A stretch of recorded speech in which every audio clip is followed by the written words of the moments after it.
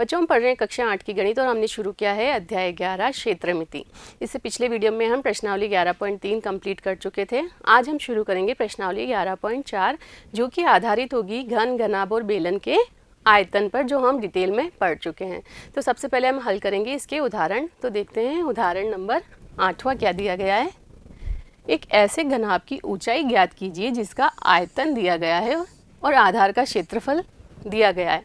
अब देखिए, बेलन, घन और घनाभ, जब हमने इनके आयतन समझे थे तब हमने क्या पढ़ा था कि इनका जो आधार है उस पर इनका जो ये वक्र पृष्ठ है लंबवत खड़ा होता है, इसलिए इनके आयतन का सूत्र क्या होता है, आधार का क्षेत्रफल इंटू ऊंचाई।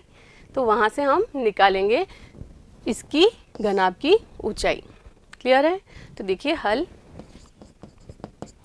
घनाभ का आयतन क्या पढ़ा था हमने, घनाभ का आयतन L into B into H होता है, या क्या होता है, आधार का क्षेत्रफल इंटू ऊंचाई। आधार का क्षेत्रफल इंटू ऊंचाई, ये समझ गए थे हम ऐसा क्यों है। तो आप देखिए क्या दिया गया है, आपको आयतन दिया गया है 275, तो आयतन की जगह लिख दिया 275। आधार का क्षेत्रफल भी दिया गया है 25, तो आपको ज्ञात करनी है ऊंचाई। तो यहाँ से आप इस समीकरण से ऊंचाई क्या हो जाएगी, 25 गुणे में कहाँ चला जाएगा, भाग में। तो क्या लिख सकते हैं, ऊंचाई बराबर 275 के बटे में चला जाएगा 25।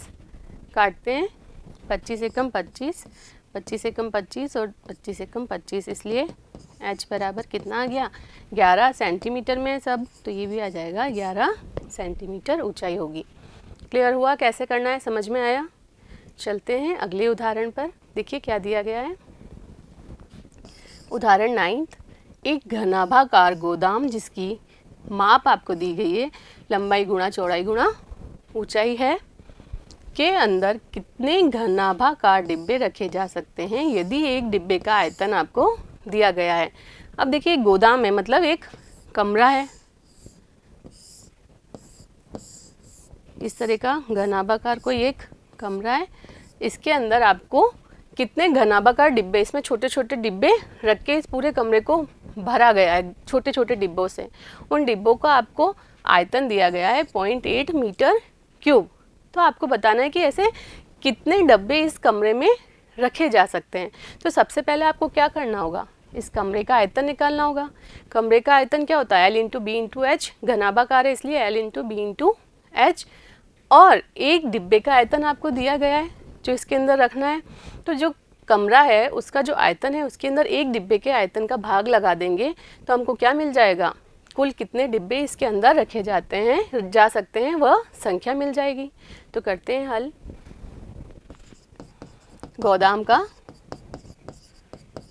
आयतन कितना हो जाएगा, L into B into H, तो यही दिया गया है, L into B into H. Clear? इसको गुणा नहीं करके हम ऐसे ही रख रहे हैं, और क्या हो जाएगा, ये मीटर क्यूब। क्लियर? अब देखो क्या दिया गया है, एक डिब्बे का आयतन, एक डिब्बे का आयतन कितना दिया गया है, 0.8 मीटर क्यूब। इसलिए रखे गए डिब्बों की संख्या, इसलिए रखे गए डिब्बों की संख्या कितनी हो जाएगी, गोदाम का आयतन 60 इंटू 40 इंटू 30 बटा एक डिब्बे का आयतन 0.8। देखिए पॉइंट हटाया, ऊपर आ गया 10। काटते हैं, 8 एकम 8, 8 पंजे 40, गुणा कर लेते हैं, 5 छंग 30, 30 इंटू 3 90 हो गया। कितने ज़ीरो हैं, 1 2 3, तो 90,000 डिब्बे रखे जा सकते हैं इस गोदाम में। कितने आयतन के हैं ये डब्बे, 0.8 मीटर क्यूब आयतन के कितने डब्बे रखे जा सकते हैं, 90,000। क्लियर है? चलते हैं अगले प्रश्न या अगले उदाहरण, उदाहरण नंबर 10 पे। देखिए क्या दिया गया है, 14 सेंटीमीटर चौड़ाई वाले एक आयताकार कागज को, यहाँ पर फिगर समझते जाते हैं, क्या दिया है, 14 सेंटीमीटर चौड़ाई, ये चौड़ाई हो गई आयताकार कागज की। आयताकार कागज को चौड़ाई के अनुदिश मोड़कर इसको ऐसे मोड़ा तो क्या बन जाएगा, बेलनाकार। चौड़ाई के अनुदिश मोड़कर 20 सेंटीमीटर त्रिज्या वाला एक बेलन बनाया जाता है। इसको मोड़ा, क्या बन गया, बेलन बन गया।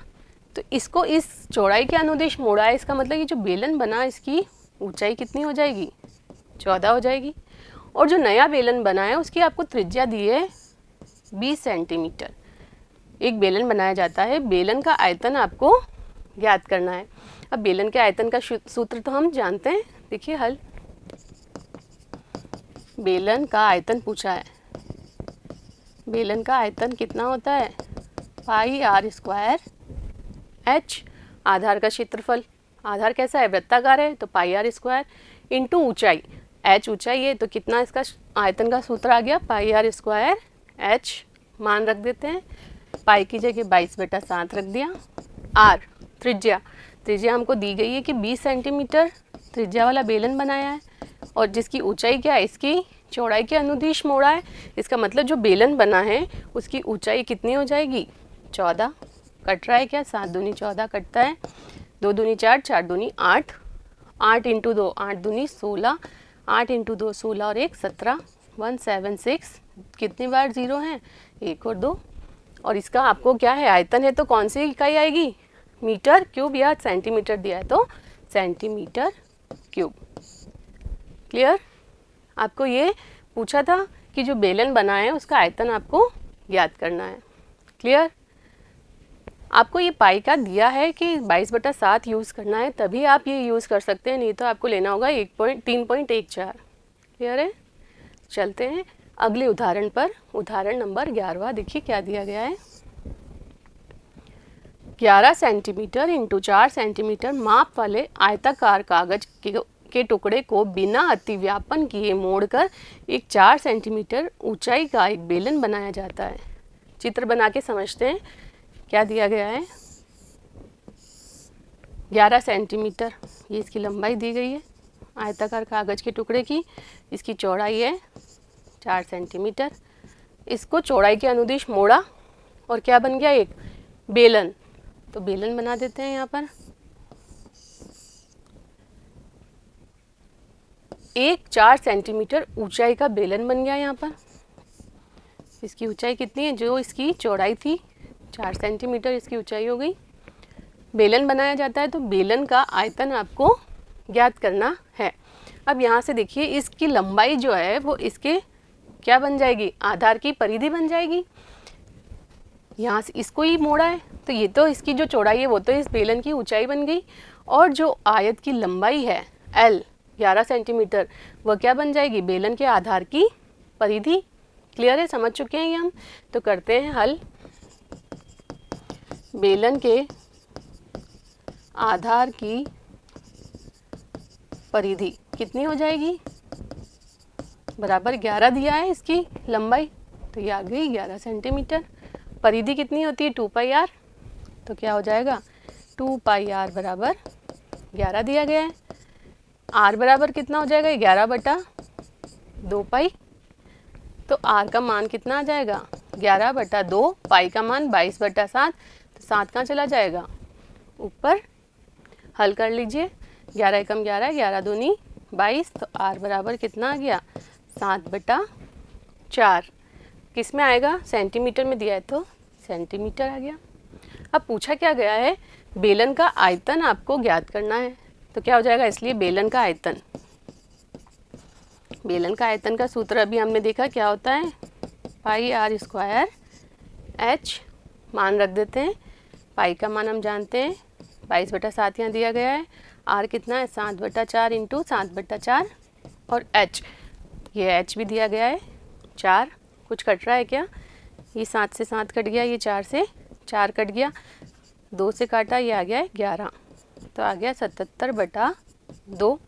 आगे हल करते हैं, 2 तिया 6, 1 बचा, ये हो गया 17, 2 अट्ठे 16, फिर 1 बचा 0 आ गया, 2 पंजे 10, तो 38.5 सेंटीमीटर आयतन है, इसलिए घन इकाई सेंटीमीटर क्यूब।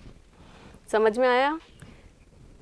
आयताकार शीट थी, इसको चौड़ाई के हिसाब से मोड़ दिया चौड़ाई से मोड़ा, इसका मतलब बेलन की जो ऊंचाई है तो हो गई 4 सेंटीमीटर, और जो बेलन का आधार की परिधि बनेगी वह इस आयत की लंबाई होगी।